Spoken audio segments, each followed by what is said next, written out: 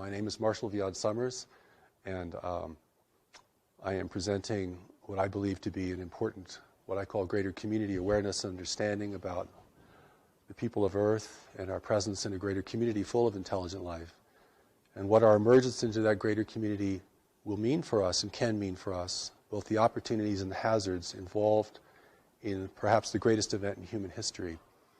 And my background really is more as a minister. I left my work as a special ed teacher for the blind about almost 40 years ago, began to teach interguidance, had a personal revelation in 1982 which confronted me with the voice that had been counseling me both in my interguidance work and as a special educator.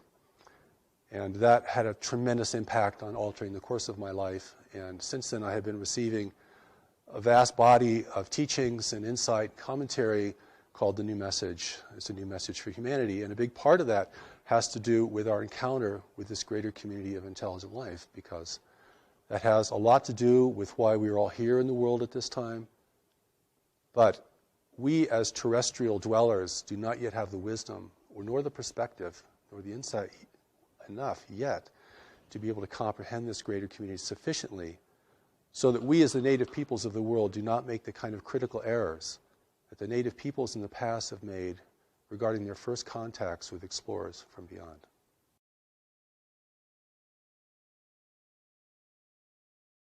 I consider the voice of the voice, the primary voice, to be an angelic voice. And it was this angelic voice that began to speak to me in my work with blind children. Because anyone who works with the handicapped has to be able to develop certain kinds of intuitive skills. You can't go by the book if you're really going to teach young people how to be independent livers or live independently. And so this voice grew in scope and power for me to such a point that it began to give me curricula to teach. And I taught that curriculum, and I also studied it. I also made myself the first student of my work always. And this built up to such a point that I had an epiphany of my own, because certainly that voice isn't here simply to make you feel comfortable or to make you happy, but to ask you to do something significant and to engage you in serving the world beyond what you had considered to be possible or even preferable before.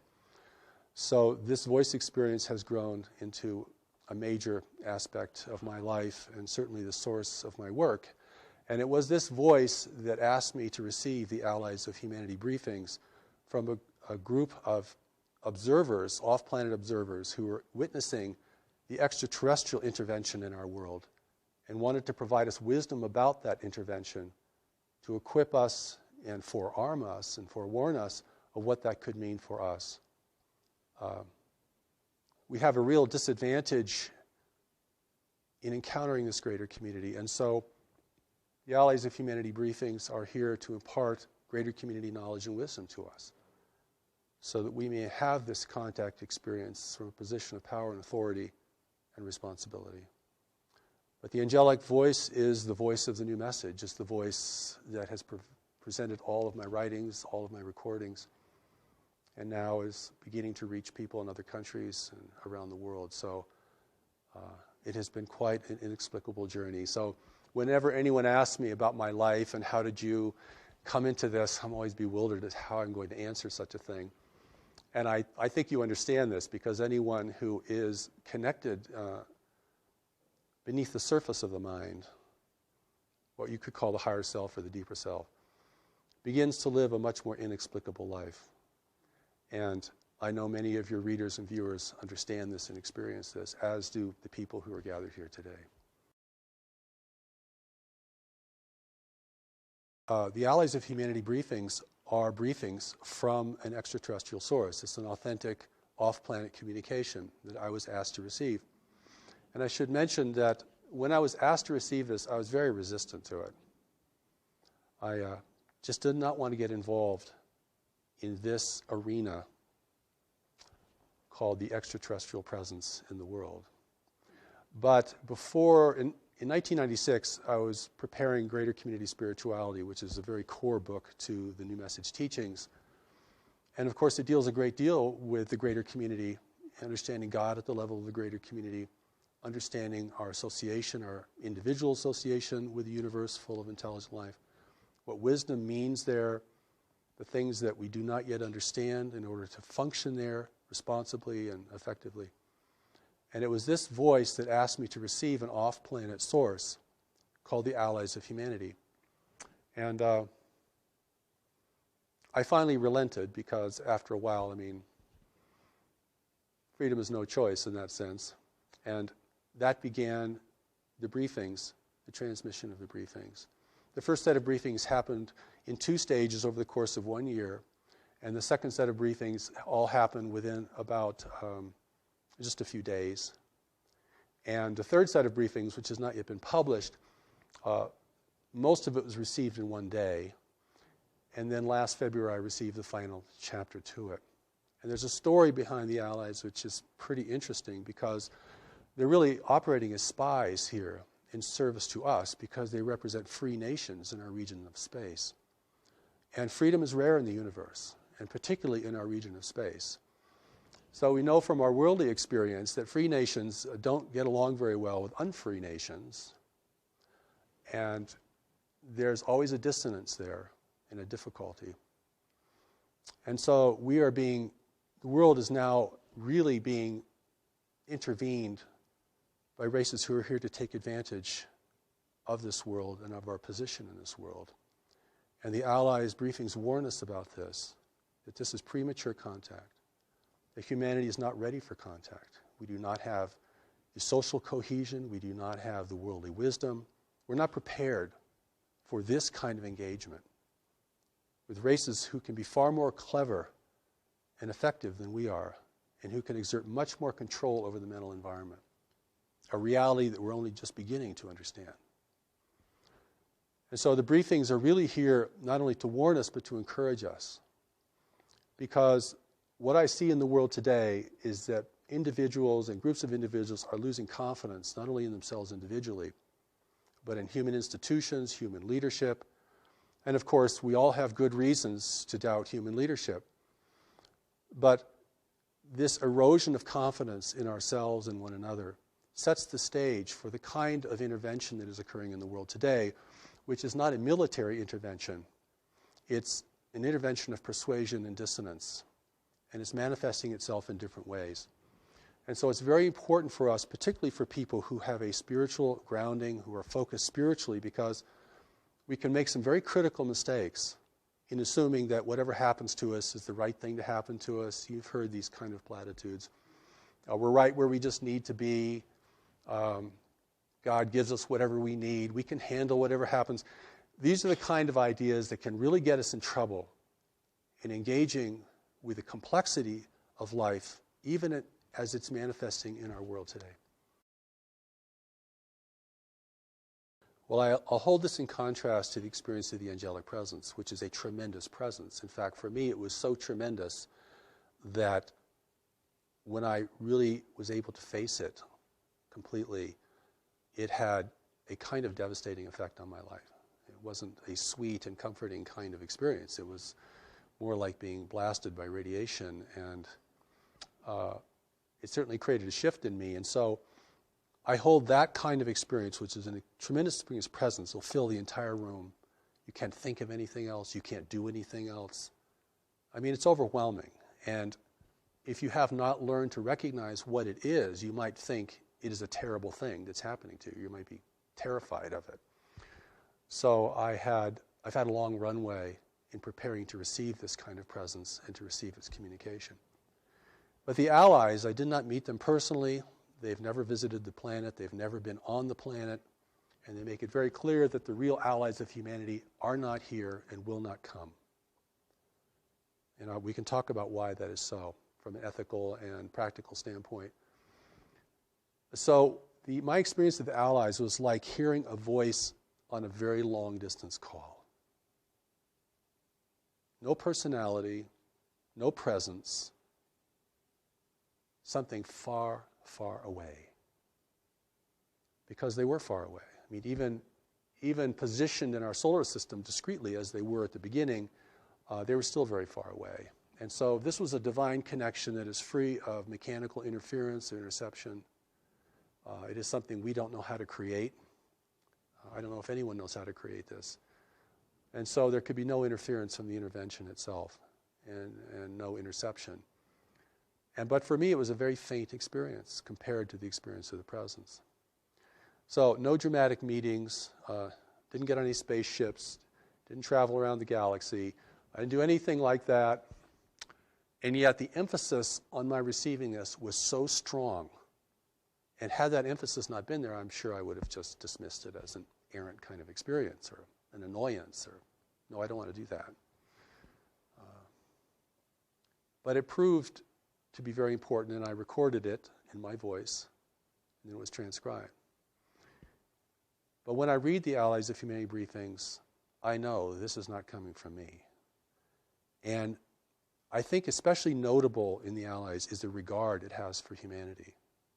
A seeming regard that's much greater than I think most of us have for our own selves as a race. I mean, we're a pretty clumsy, violent, and disorganized race. Collectively, we might be fantastic individually, but collectively we don't make a very good show in our local universe. And the Allies do comment on that. But for me, the engagement was very, very subtle. But when I locked into that, it was quite strong. I mean, the words flowed, the feeling flowed, the kind of beyond words you would hear in a communication had real power and efficacy, and certainly affected me, affected the people who were the first to listen to these. But it's just my voice. Whereas when you listen to the angelic presence speaking through me, you're hearing a totally different voice. I mean, it has somewhat like my voice because it's using my body as a platform. But that's clearly not me. In fact, we listened to one of the recordings this morning in our conference, which we call the encampment. And I listened to that voice and I thought, I wish I could talk like that. I really do, and I mean that. I've tried and I can't do it. You have a 40-minute presentation, it's word perfect, every sentence is powerful, the inflections are perfect, nobody can figure out what the accent is. I don't know.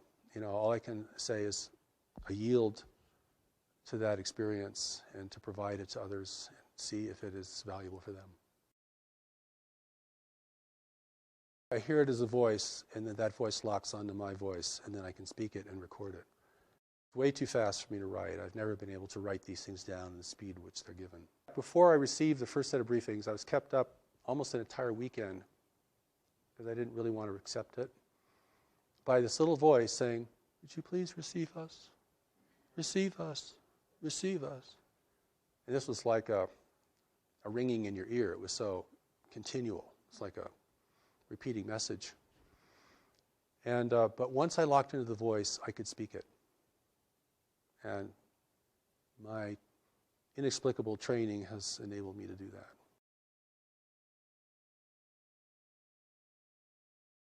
Completely different. The contrast couldn't be greater. No presence, no sense of anyone nearby. You're hearing something very, very distant. No, it's like it's coming through a tube. Like someone speaking through a long tube. And that's one of the ways that I knew that it was something very different, and that's why at the beginning I was resistant, because I just didn't want to deal with voices I don't know. And particularly if they claim to be off-planet and physical and things like that. But what they reveal, I think, is pretty remarkable and very clear and very shocking. And not only shocking in terms of what we don't know, but shocking in terms of what we might reconsider that we think we already know about the extraterrestrial presence and what it means for our world.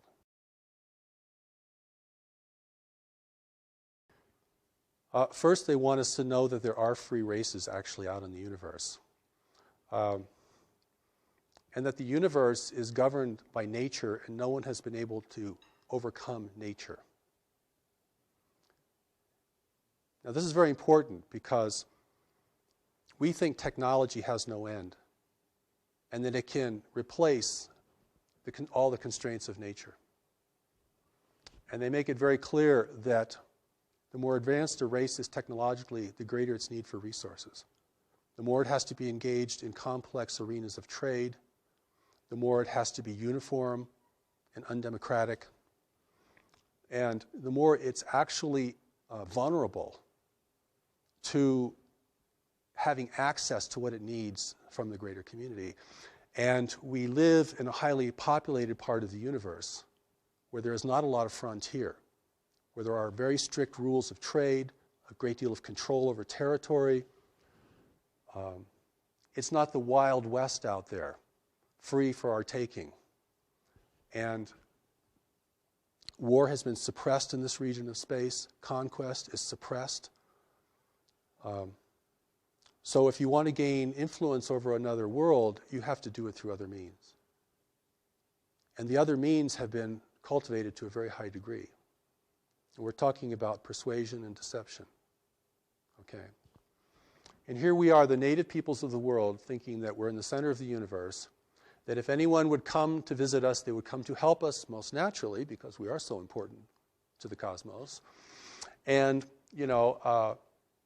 we, of course, want higher technology because we want power. And we have problems here we can't seem to deal with, global problems, resource depletion, climate change, political corruption, a growing dissonance between nations over who have access to the remaining resources of the world, just one example. And so we feel very needy of help. See what I'm saying? And so the Allies briefings make it very clear that those who are in the world today will present themselves as agents of change and beneficial change for humanity. The world cannot be militarily overtaken because it would destroy its value. None of the races visiting our world can live here because of the biological hazard. So they need human assistance. They need us to use the planet the way they want it used. And they'll even use all of our infrastructure. And the reason that this is new and not ancient is because only in the latter part of the 20th century have we created an infrastructure that foreign races can utilize. The native peoples couldn't do anything for them. Okay, well, what about the times of Atlantis? The world's been visited throughout its history. There have been attempts to colonize the planet. They've all failed because of the biological hazard. And biological hazard is a very big deal in the greater community, and we can certainly talk about that if we have any time. And I think the Allies' intention is to warn us that there are different races of beings here, but they're all part of an intervention. And there are competing groups here in the world. And they're multiracial. So we may see them in different forms, and they can certainly project forms. I don't mean that mysteriously, I mean that technologically. I mean, they can project images holographically into our environment. And they will use our aspirations, our greed, our corruption, our uncertainty, and our insecurity to build their importance. And certainly, even at this point, they have enough human representatives and apologists in the world that will promote their importance and the idea that humanity cannot make it on its own, that our leaders are incorrigible, that our institutions are too flawed to be redeemed, and that we must have their health and their brilliance and even their spiritual enlightenment in order to redeem ourselves and to take care of our world in the way that we might aspire to. Now, what we don't understand is what constrains the intervention. People say, well, if they want the place, they should just come take it. I mean, if they're not taken by force, it means they're probably not violent, or they're probably not here to harm us in any way. But see, there's so many missing pieces to this puzzle that we can't add, that I think the briefings attempt to add in the most clearest and lucid manner possible. I mean, your 10-year-old could read The Allies of Humanity and get it. Okay, so it doesn't require a highly sophisticated notion of dimensions or dimensionality or spiritual dimension or political astuteness in order to read the Allies briefings and realize what they're telling you. Is they're telling you you're facing a subtle invasion that is not here to destroy you, but to utilize you, and will use your strengths and your witnesses and your adaptability to this world, which they do not possess, in order to establish their own agenda here. All they can do that is through genetic manipulation. But even genetic manipulation is a very time-consuming and difficult task. And that's why the intervention has taken a very slow pathway. It just happens to be the most effective way to ingrain yourself in the consciousness, in the biological reality.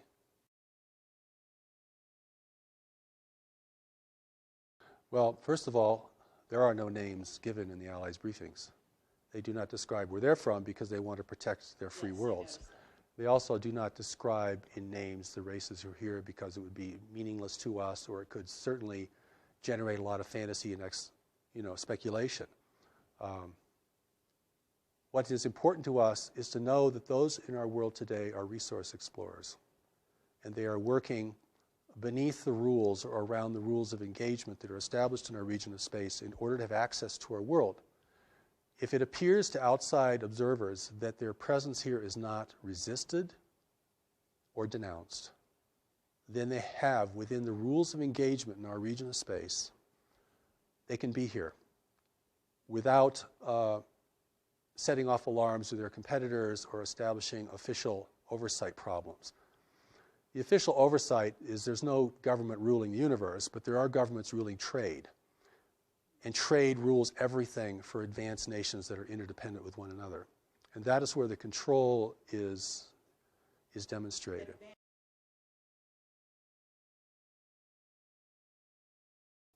Whenever I talk about this, I have to kind of paint a picture in the background because the picture is very different than what most people think today. We either think that the off-planet intelligences and races are either very demonic or very angelic. Or we think there are good ones and bad ones. There are good guys out there who are going to help us, and there are bad guys who are not going to help us. The briefings themselves kind of set the record straight that in order to create an unambiguous situation on Earth, those potential groups who were visiting at earlier times are not here because we don't have the ability to discern, we don't have the subtlety or the insight to discern friend from foe. You cannot tell an ally from an adversary unless you're very skilled in the mental environment. Very intuitive, very insightful, literally a seer. Okay, because they're presenting themselves as the saviors of humanity. And in the background, they're taking people and never returning them. In the background, they're building a new human. Not to replace us, but to determine our direction. I'm often also asked, and I never like these questions very much, but I'm often asked, is our president an extraterrestrial or is our leaders? I think the thing to understand here, because I've had an opportunity both through the Allies briefings and through the greater community teachings of the new message, which go way, way beyond the Allies themselves, is that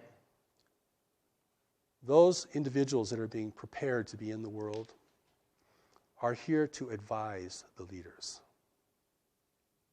They're psychic, they're powerful, they're brilliant. You can recognize them if you have the eyes to see, but most people will not recognize them.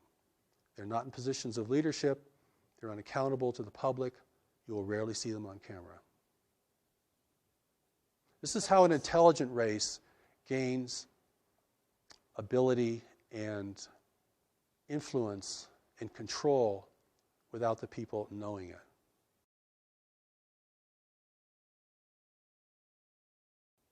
Large nations, if they become involved in networks of trade, have great influence over each other. And it's a very competitive environment. The universe, our universe that we're going to have to deal with, isn't a big frontier with a bunch of uninhabited Earths out there that we can go migrate to when we've just completely used up this one.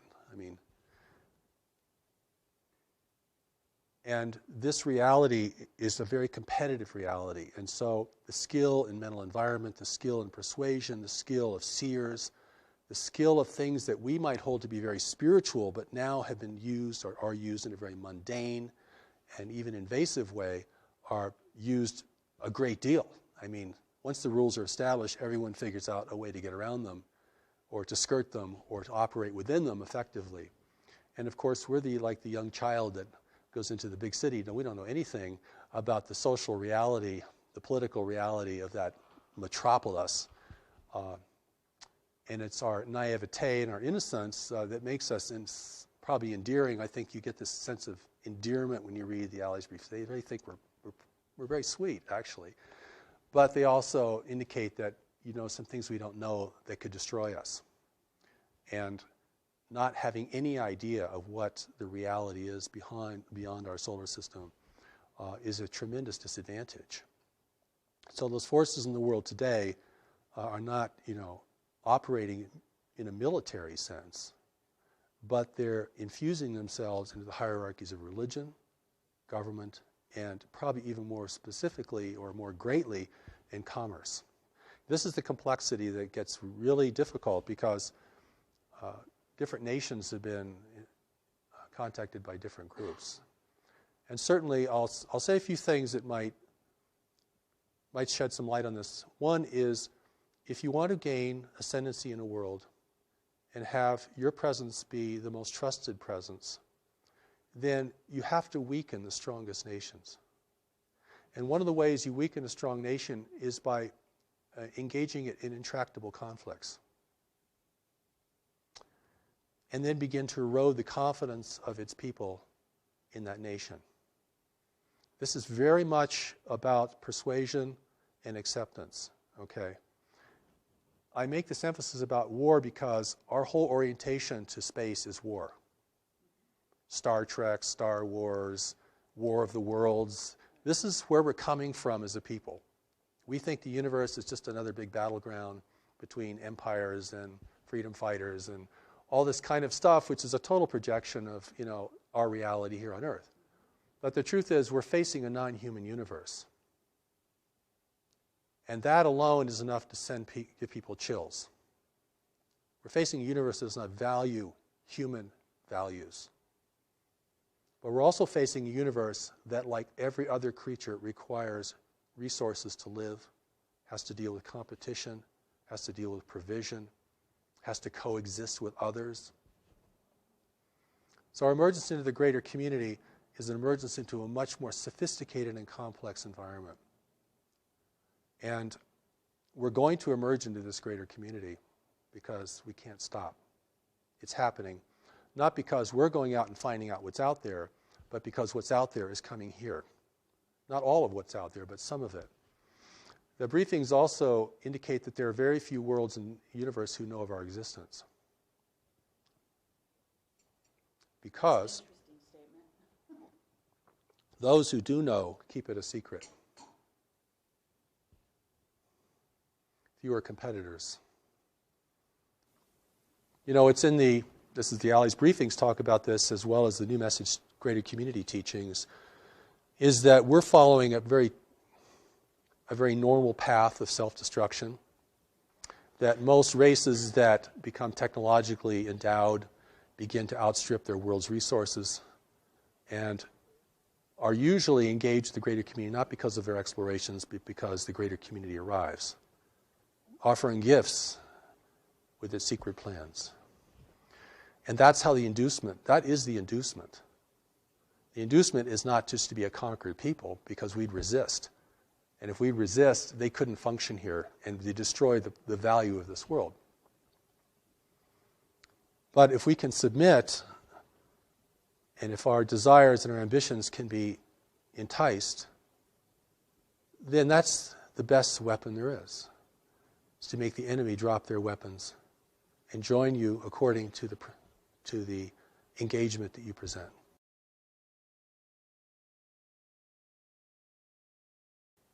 We're, even today, even in the world even without an extraterrestrial presence here, we're starting to learn about the power of influence. This is not, in most places in the world, this is not gunboat diplomacy anymore. This is about dependence. a nation becomes dependent upon what you purchase from them or provide them, then without changing their flag or their language, you begin to determine the course of their destiny. You don't really want to occupy them because that is way too expensive and difficult. You don't want them to resist you because that's way too difficult. And this is beginning to give us a picture of how nations influence one another in a greater community where the level of sophistication is much, much higher and where the psychic abilities are much higher. So I always want to take this into a larger arena of life, and also I hope we have time to talk about what the connection is to our core spirituality, because we are in the world today for a purpose, each of us. We're here to be in a time of transition and danger in the world. You know, the greater community, certainly many people feel connected to it anyway for reasons that they probably can't explain very well. And it's certainly going to be part of our collective and individual destiny. The fact that it's still, barred from the social discourse doesn't diminish the fact that it's centrally important to our future and to what kind of world we're going to have. But it's very muddy water. And even the truth has been so sullied. I gave a presentation in Denver about 10 years ago to a group there, and a young man came out and he said to me afterwards, he said, there hasn't been anything clean about the extraterrestrial presence for 25 years. And so, we have to look now at what our relationship with this greater community is, our relationship with this intervention. I mean, not the whole universe is intervening here. I mean, we're just part of a larger environment, and we've come of age. We've reached puberty technologically, okay? We're now subject to greater interests, and we're also destroying the planet, the wealth of the planet, the wealth that others would value. It's biological wealth. When I say resources, I'm not talking about, coal seams. I'm not talking about the kinds of things that we think are really important. I'm talking about biological elements in a universe of barren worlds. I'm talking about blood. Talking about plasma, talking about cellulose. I'm talking about the building blocks of life. This is precious stuff. The recent Allies briefings say, you have no idea how important a tree is. So it's really important for us to begin to get a more greater community perspective, if that's possible, than simply projecting all of our values out onto space, which will never really inform us of what we're dealing with. And that's what I think the Allies briefings, the greater community teachings of the new message, give us an opportunity to step out of this and to see the universe in a more prosaic manner, not a multi-dimensional, not in a way that, is extremely subtle, but in a way that's manifest, because we have to deal with the manifest reality before we can deal with the subtle reality. If we're running out of money, or if we've got a tumor in our side, right? Or if we've just lost our house, that's a lot more important than our meditation practice for that day. And so it's the manifest reality we have to begin to get a handle on. And that's not as complex, I don't feel as complex, or as mystical, because this is level confusion. Level confusion is a real problem here, because there are different levels, and the levels present different kinds of things to us.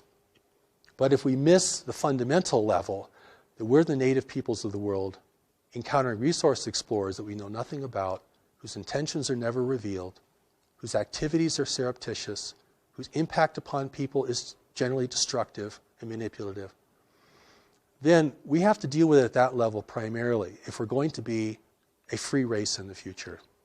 And if we can't deal with it at that level, if we get lost in the dimensionality of this whole phenomenon, which is big, we're going to sell the world away or give it away.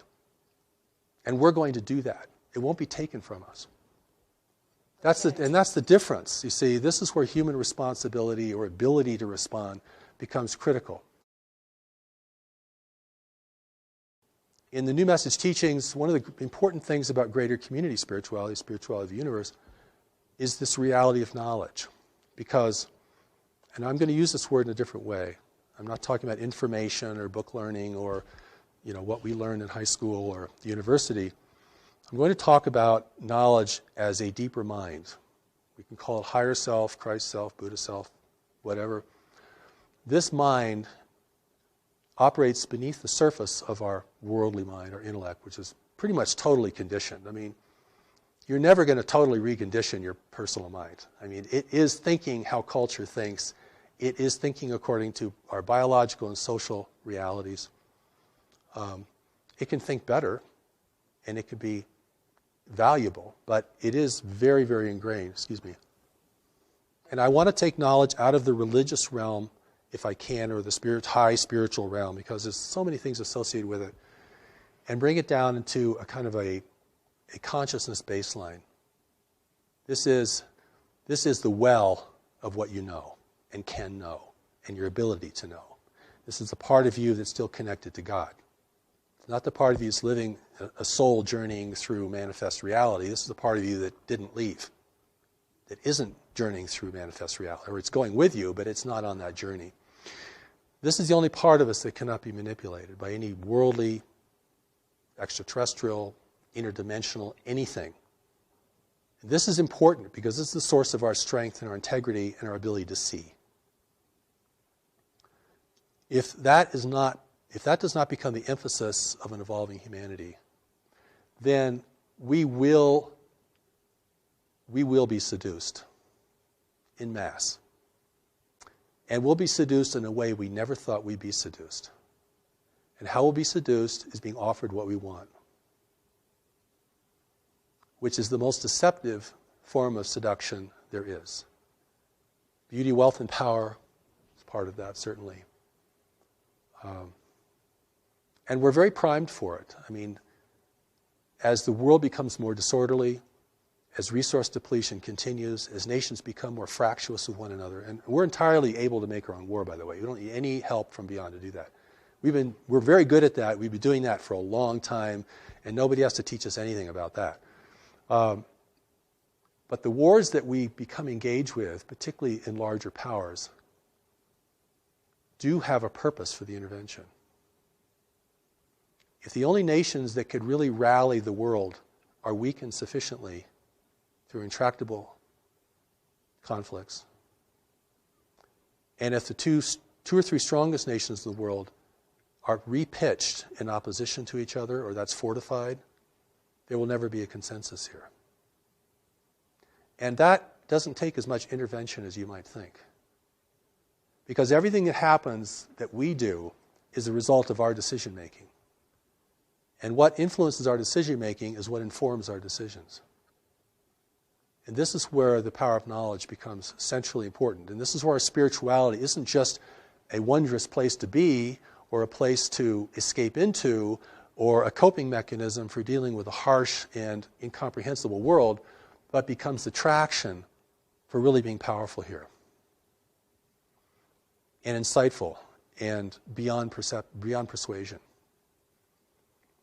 And this is the part of us, amongst other things we have to develop, that's very core to our success, in my view. The Allies briefings talk about this. The power of knowledge is the greatest power in the universe, and the intervention's not using it, or they wouldn't be here.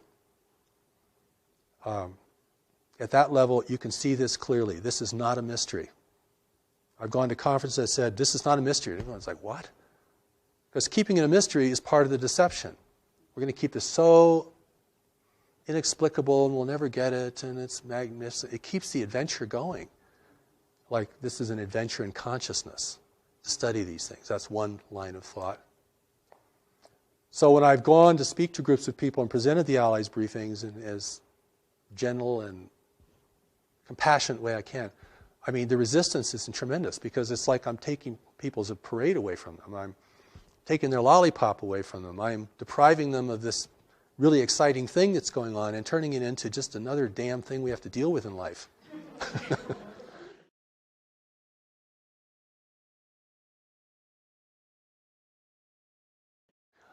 I'd like to talk a little about God, because God is a part of this.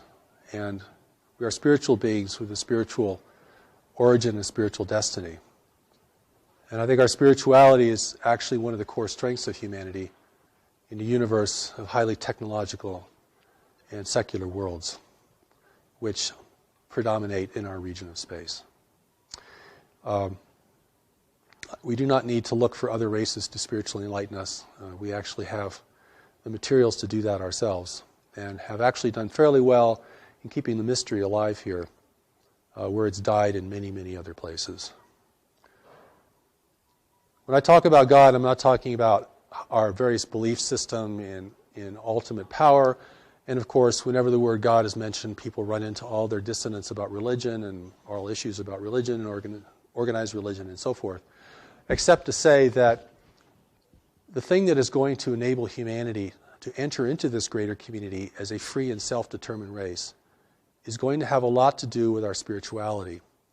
And I don't mean our spiritual belief or the subtleties of our spirituality. I'm talking about the part of us that is connected to it firmly and immutably. Because if that's the only part of us that cannot be manipulated by any worldly or otherworldly force, then that represents the source of our wisdom, our strength, and our unity with each other. Because in facing the intervention in the greater community, we are certainly facing an adversity that we're unaccustomed to and do not really know how to discern very well. And I don't think anyone in government really knows how to discern it either. I don't think there's a secret group that's got all the cards on the table. And they're being influenced as well. So it comes down to what people see and know and their responsibility within themselves and to others. Because this is what enables the native race to rally and to begin to question, at least question at the outset, the meaning and the value of this. If we're hungry for technology from beyond the world, which is part of the inducement, it's liquor for the natives, for sure. If we want others to come and rescue us, that will be accommodated. If we want an overseer in the world that's non-human, that will be provided. But it's really, we have to grow up and become responsible. If we're going to enter this greater community, you can't have a nation run by tribal conflict and warring nations. And so in adversity here is the opportunity. And the opportunity is the intervention and the breakdown of environmental stability in the world are the two things that can prompt humanity to unite in its own defense. It has to be that powerful to overcome our attitudes, our beliefs, our history between nations, the contention between religions, all the things that fracture us and are fracturing us further and further and further, most of which we're doing on our own. The interventions can step back and just let us degrade ourselves down. They'll help us do that in certain ways. But I mean, we're doing a pretty good job, even if we didn't get any assistance. The opportunity here is really that humanity has to unite to be in the greater community. There are three requirements for freedom in the universe: self-sufficiency, unity, and discretion. Now, we're clearly losing our self-sufficiency at an alarming rate. And we're spending tomorrow's inheritance like there was no inheritance. We're selling our children out, frankly. We're going to use up everything as fast as possible, always thinking that the well will never go dry. And the world is going to reshape itself to assist us in that as we degrade the planet and change its natural balances, which have enabled the rise of human civilization. Those balances, if they become imbalances, can reverse that process.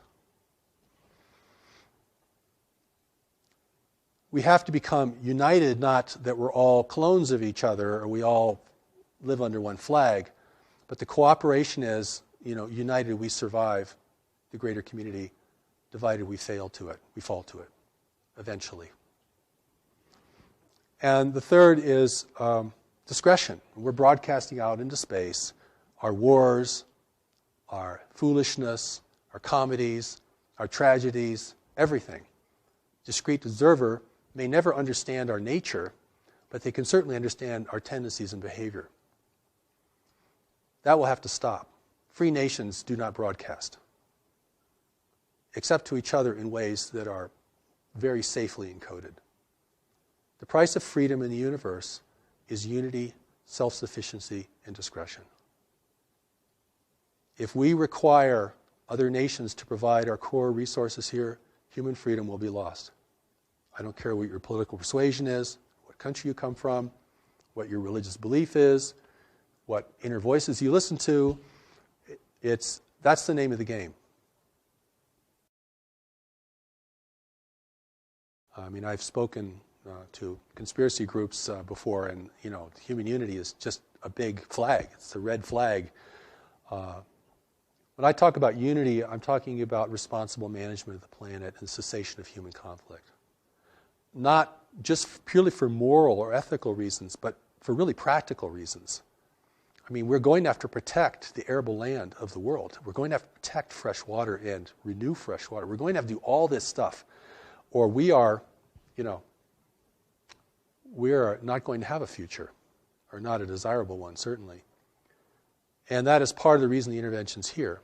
The other part of the reason the intervention's here is we're at the threshold of becoming technologically powerful enough to discern it effectively and to communicate out into space that we don't want anyone messing with us.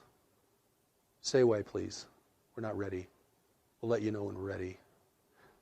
That's why the real allies of humanity, or races that could become the allies of humanity, are not interfering in the world today because it's highly unethical for them to do that. Even if they wanted to help us grow and become peaceful and peace-loving, they would have to control us to do that. Or they would just send their wisdom, like in the Allies briefing. They just send their wisdom. They're not sending, advisors down here to encourage us, persuade us. See what I'm saying? There's a big difference between sharing wisdom with somebody and beginning to control their life, or trying to control the life or the outcome. I don't consider the intervention to be evil. I think it's just self-interest in the universe. And we have things they need, and they really need them. So there's a lot of myths here that have to be blown up about self-sufficiency and free energy, which is a total myth, by the way, in my view. I mean, there's no free lunch in the universe. And even if you could harness free energy, like harnessing the power of the sun, you're going to have to create some pretty powerful technology to do it on a big scale. So you still need resources. Right. So even if the energy is free, in order to capture it and use it, you still need huge infrastructure, lots of resources, all these kinds of things. So it's not really free. See what I mean? It's not really free. But I want to go back to God, because whether people believe in God, it's important that they know that there's a part of them that cannot be corrupted. It has never been corrupted. And that there's a way that that part of them can speak to them and advise them. And this is, you can call it your ground of being, your gut feeling, whatever you might call it within a religious or a general vernacular. There's a part of us that has to advise us. Or you could say to the intervention, can't you just see this for what it is? 50 years of UFO research, can't see it for what it is. Why is that? 50 years of UFO research cannot see this. Oh, we know we're being visited, sure. We knew that 50 years ago. Haven't gotten any further, really. We got lots of sightings, got drawings and radar and tons of speculation and lots of kind of science, pseudoscience, all kinds. But can anyone say, what is this?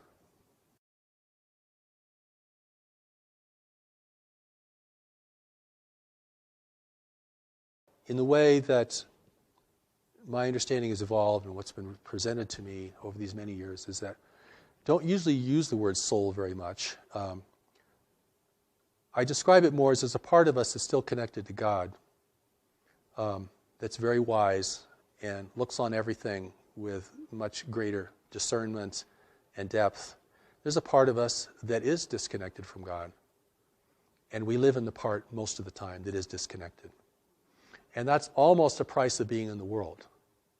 Because if you really had full God awareness, you either wouldn't want to be here. It's way too dissonant. Or you'd have to be here on a major mission, and you garner a lot of resistance.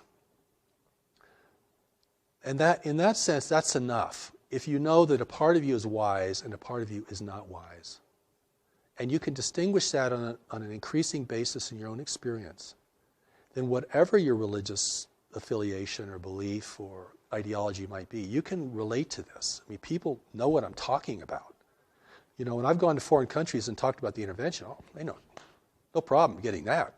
Hey, we've been intervened with for centuries. We're being manipulated right now. I mean, there's no pretense of freedom and democracy and, you know, nobody can affect us because, you know, we're God's chosen race. And people know exactly what you're talking about. I mean, it's just from a different source. Oh, okay. Yeah, I can get that. And so it's this ability to see, recognize, and know things that's going to be very key. And it's, you know, it's under the radar of the intellectual conversation. And in my view, it ends up in the final hour being the most important thing. Because we're never going to fully understand the intervention, how it works. We might finally figure out its impact on our governments and the way they behave, which I think a lot is being done there. I think on our end of the spectrum, we're putting a lot of things together. Because that's the part of us that's going to capitulate first. You know, and I want to say one more thing about that, if we have time. One of the arguments for intervention is that intervention threatens our economic interests. And therefore, our economic interests, you want to thwart intervention. But it's really the opposite. Our economic interests would be the first to be persuaded. If you can give power no one else has, one little piece of technology, which may be a trinket in the universe, if that gives you supremacy in your world, your business world, your life, oh boy, that's unbridled greed right there.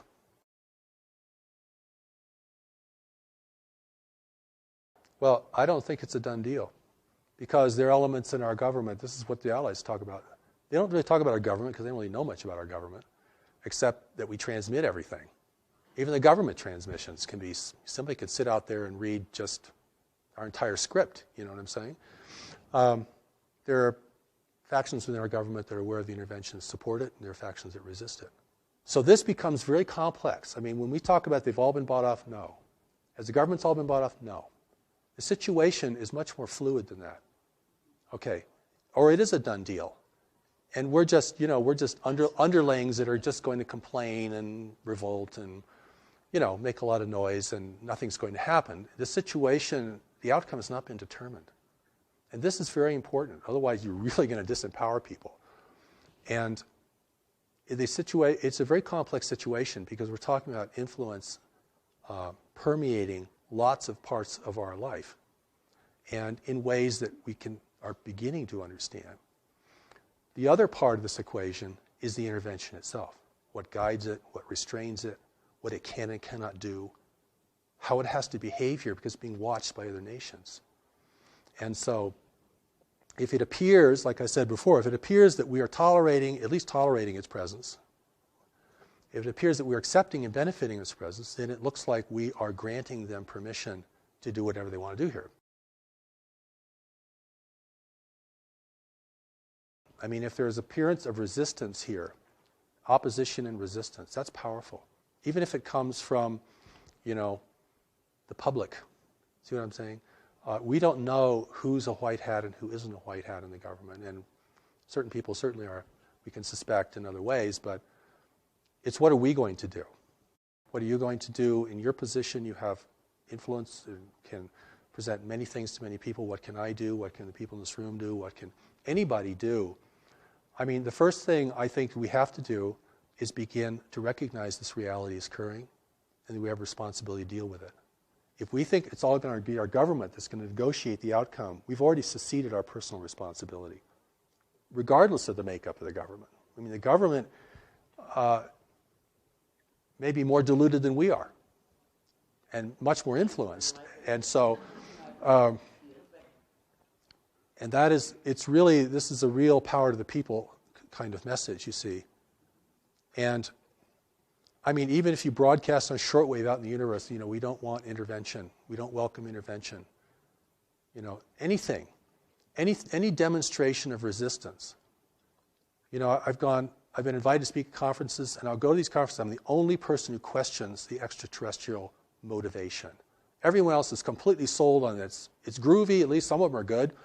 And we're going to get into this because this is really exciting, and boy, we're going to get so much good stuff from these people.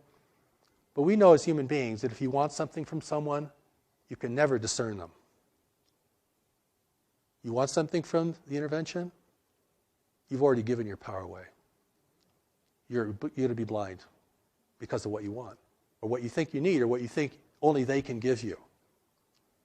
And what can they give us?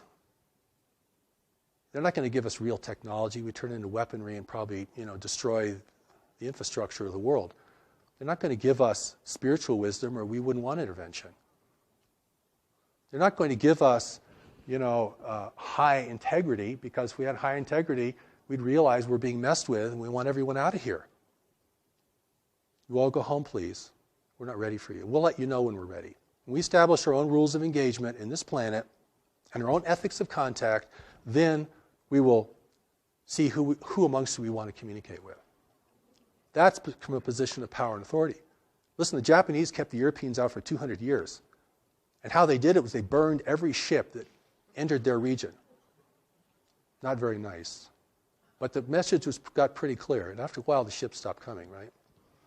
So, if the Native Americans had done that in the United States, we might have a different nation today. White people would be the minority.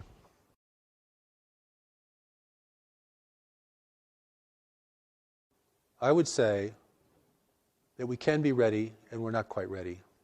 We have the resources to be ready. We know more about this planet than any other race in the universe. We're the only race in the universe who could survive here successfully without a great deal of adaptation. We know more about our nature than any other race in the universe. We know more about our history and our tendencies than anyone else in the universe. And that if other nations want to help us, they should share us their wisdom about what life is really like and the pitfalls and dangers of functioning in a greater community. So my emphasis through all of my work is to empower people to be strong, effective, and compassionate. But we're going to need strength. I put that first, because you can't be messing around in the face of the greater community. This is big time life.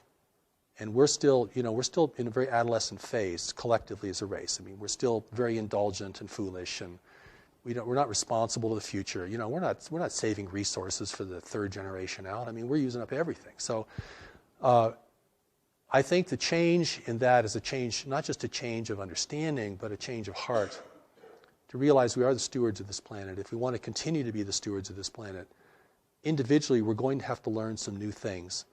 And we're going to have to become really strong and honest and effective in our lives. And this is about individuals now. This is not about going to change the government. I think that's pretty hopeless as the first step.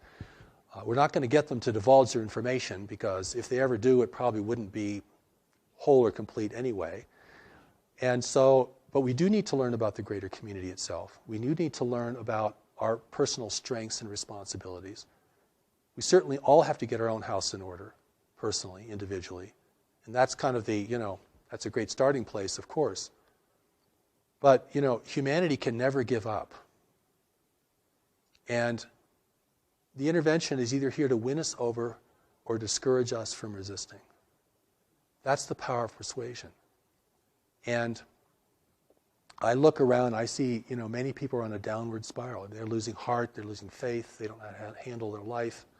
They're getting very discouraged by what they see in the world around them. Their own sense of inadequacy can overtake them. So, you have to build the person up. If you want to take them into a battle of who's going to control this world in the future, and this is a battle at another level, all right? This is like warfare at another level. Okay, we're not going to be clubbing each other over the head. But we are going to be determining, what has power and meaning in the world. And that's why, in my work, we present the Steps to Knowledge. It's available online. You can go read The Allies of Humanity at alliesofhumanity.org. Go to newmessage.org and study Steps to Knowledge. Putting tremendous things available so we can reach people not only in the Western nations, but all around the world. And something like 60% of the planet has access to cell phones now. It's amazing. And so that education orientation has to happen, because no one on earth is going to win if an intervention is successful here. There are no winners amongst us. The profiteers will be subjugated just like the rest of us in a controlled world. And, we're rich or poor, whatever our race, nationality, we're in this together. This is our world. And we're going to have to really re-earn the right to have it be our world. We're going to have to clean it up. We're going to have to build kind of networks of cooperation even just to do that. So I'm talking about something very expansive, very complex, but the incentive has to be there. And the incentive isn't just for wonderful things. The incentive is also the fear of failure, because we can fail. And there's nothing wrong with being aware of that. You don't have to be terrified of the world to be aware of that. That's just a reality that we know we can fail. And if we understand that correctly without denigrating ourselves, then we know we have the power to rise to occasions. And certainly there could be no greater occasion than this.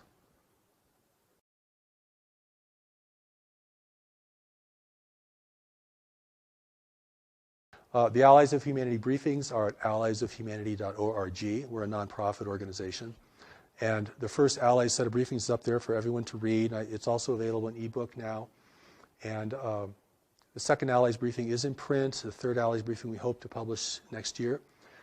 One of the seminal works on the greater community for us is called Life in the Universe, which we plan to publish next year through New Knowledge Library. And we'll send out announcements and so forth. Our main website is newmessage.org, and there you can receive much of the New Message teaching is available online, both in audio, the original voice of Revelation, what people can hear. That's the voice that spoke to me, that was recorded, and you can hear that. As well as, we made a tremendous amount of things available to people, as well as elements for study and application, greater community education, all these kinds of things. We really want people to have access to this, and we welcome your participation. There is the Declaration of Human Sovereignty, which is a document modeled after the Declaration of Independence. It's kind of a statement indicating to the universe our will as the people of Earth, our rights. We establish our rights. We establish the fact that we are being interfered with, and we do not hold that to be appropriate, and the kind of engagement we would like to have with other nations who are interested in us. And that's a very powerful document, and I think, there's already minds working on this. This is, we may think we're alone, we have a small group, or maybe we're all alone as an individual, and we're trying to put all this together, but there is a groundswell around this, and there is a greater community awareness that's growing. And that awareness really has to be wise and efficacious, and that's why I invite people to explore these materials.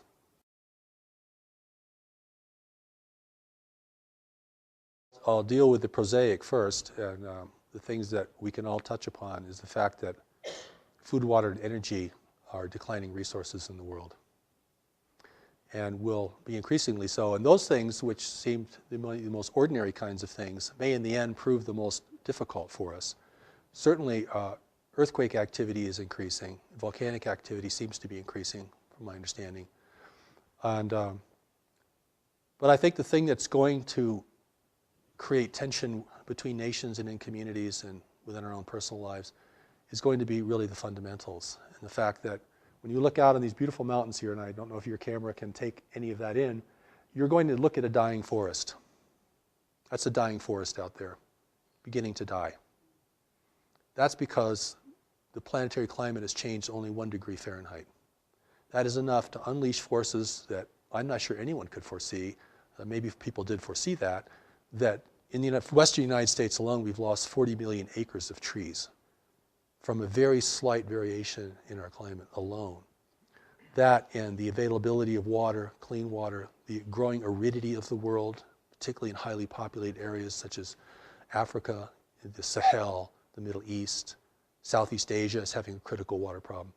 These are earth changes that these are big things. This is a 4-alarm fire, actually.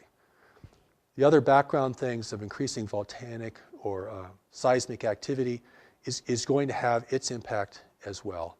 And I know there are other people who feel there are celestial forces that are increasing the frequency or the pitch of this, and I do not want to comment on that. I don't feel I really know enough about that to comment on that respectfully. But clearly, the pitch of the world, the intensity of things is escalating. And even if you come to a beautiful place like in the Rocky Mountains here, you can feel that escalation. I mean, young people are committing suicide and capitulating into drugs like never before. I mean, this isn't just uplifting people. This is also wearing us down. The pitch, the intensity, not just of more activity, but the actual intensity of the mental environment. And it's really something. And to keep your head in all this, you have to become very strong, very grounded in knowledge, and very appreciative of the greater powers who are here to assist us beyond the visual range. And I think that, we have to accept that we're entering into a new world. We crossed some invisible boundary that said, oh, now we're in a new world. And this isn't going to be like the world of our parents or our grandparents. I mean, we're entering a world of environmental shift. And we've dealt with that, on a national or tribal level in big ways through history, but not on a global level. And that is going to change the landscape so dramatically. It could change our whole idea of religion, could change certainly our governments and their functionality. It will be a great incentive to war, even without foreign persuasion, as a growing number of people attempt to drink from a slowly shrinking well. And the only way that you can prevent chaos and decline is by a growing sense of unity and compassion and the awareness that we're in this lifeboat together, this lifeboat called Earth.